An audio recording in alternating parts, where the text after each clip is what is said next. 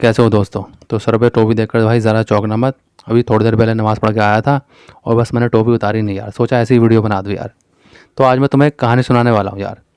ये कहानी तुम्हारे लिए सुनना बहुत ज़रा ज़रूरी है। बहुत ज़रा अहम स्टोरी है ये, जो मैंने काफ़ी टाइम पहले सुनी थी। और इस कहानी को सुनने के बाद तुम्हें बहुत कुछ सीखने को मिलेगा। ये कहानी एक शिष्य की, एक गुरुजी की है। एक शिष्य, ऐसा शिष्य जिसे अपने ब्रह्मचर्य पर बहुत ज़्यादा घमंड था। वो सोचता था उसका ब्रह्मचर्य कोई तोड़ ही नहीं सकता। और वहीं समझ लो, जब इंसान को अपने ऊपर घमंड होता है तब समझ लो उसका घमंड टूटने वाला है। और गुरुजी ने कैसे इसकी परीक्षा ली ये कहानी में जानते हैं। तो एक दिन होता क्या है, एक आश्रम के अंदर एक गुरुजी जिनका नाम था वेद व्यास जी, ये अपने शिक्षकों को ब्रह्मचर्य का ज्ञान दे रहे थे।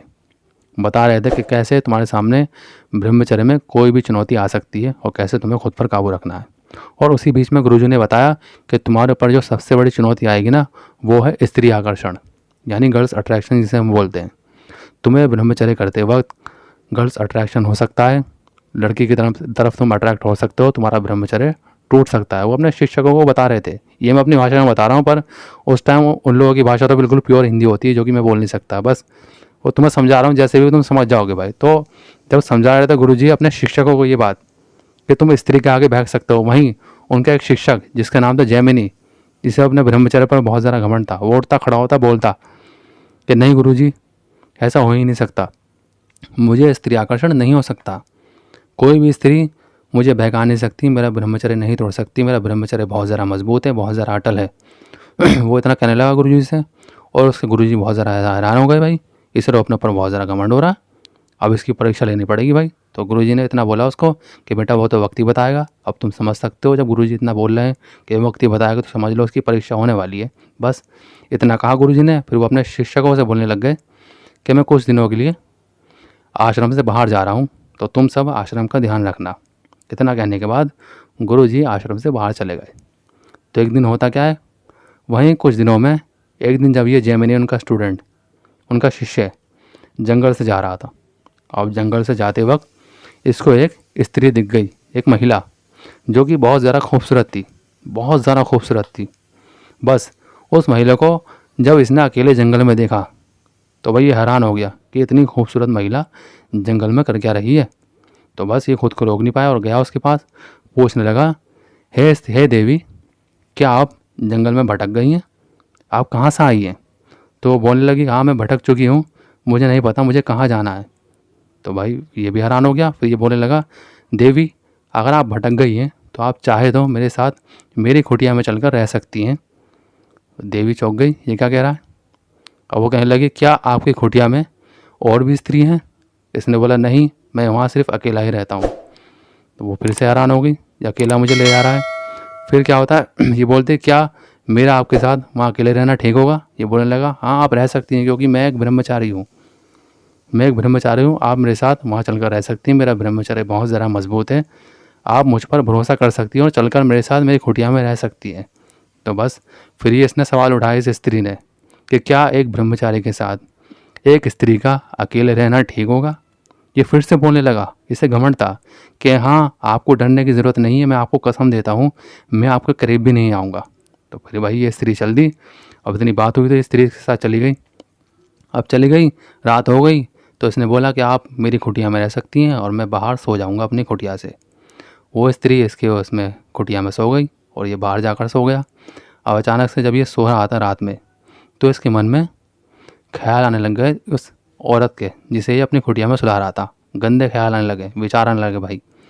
और भाई ये इसकी नींद खुल गई। फिर इसने खुद को समझाया, हिलाया कि ये क्या हो रहा है मेरे साथ। फिर इसने खुद को कैसे भी उन विचारों को इग्नोर करा और फिर सो गया।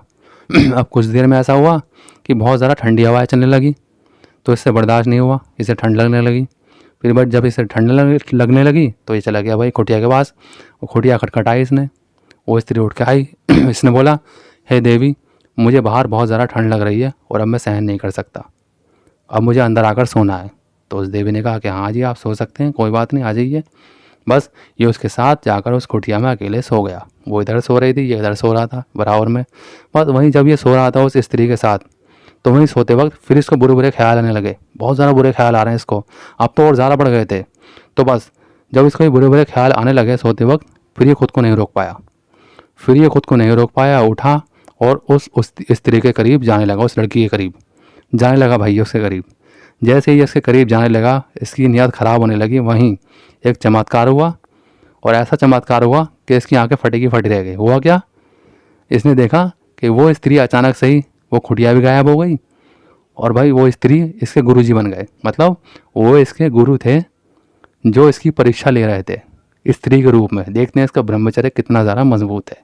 इसे बहुत घमंड था ना, और जब इसे देखा कि इसको ये तो इसके गुरुजी थे और ये इसका इम्तिहान था, ये इसकी परीक्षा थी, तो भाई ये बहुत ज़्यादा पछताया कि मैं ये क्या करने जा रहा था, मेरा ब्रह्मचर्य टूटने वाला था, मैं इतना ज़्यादा मजबूत था, ये कैसे हो गया। गुरुजी बोलने लगे, बेटा तुझे अपने ऊपर बहुत ज़्यादा घमंड था ना, तेरा घमंड टूट गया। फिर ये अपने गुरुजी से माफ़ी मांगने लगा, गुरुजी आगे से ऐसा नहीं होगा, मैं खुद पर काबू रखूँगा, मैं बहक गया था, ये वो। भाई बहुत रोने लगा ये। तो गुरुजी ने इसको माफ़ कर दिया और कहानी यही भाई समाप्त हुई तुम्हारी। तो भाई देखो, इस कहानी से सीखने को मिलता है, अगर तुम ब्रह्मचर्य कर रहे हो तुम काफ़ी अच्छे दिखने लगे हो, तुम्हें गर्ल्स अट्रैक्शन भी हो रहा है, तो भाई तुम्हें खुद पर काबू रखना, अपने ऊपर घमंड नहीं करना। पहली बात तो कैसे भी करके अपने ब्रह्मचर्य पर अपने ऊपर घमंड मत करना। अगर तुम बहुत ज़्यादा अच्छे दिख रहे हो, अट्रैक्टिव दिख रहे हो तो, क्योंकि ब्रह्मचर्य में होता है ऐसा। और अगर तुम्हें गर्ल्स अट्रैक्शन हो रहा हो, तुम ये सोच रहे हो कि तुम्हें गर्ल्स का अट्रैक्शन नहीं होगा, तुम नहीं बहकोगे, तो बहक सकते हो, घमंड मत करना, बस खुद पर काबू रखना।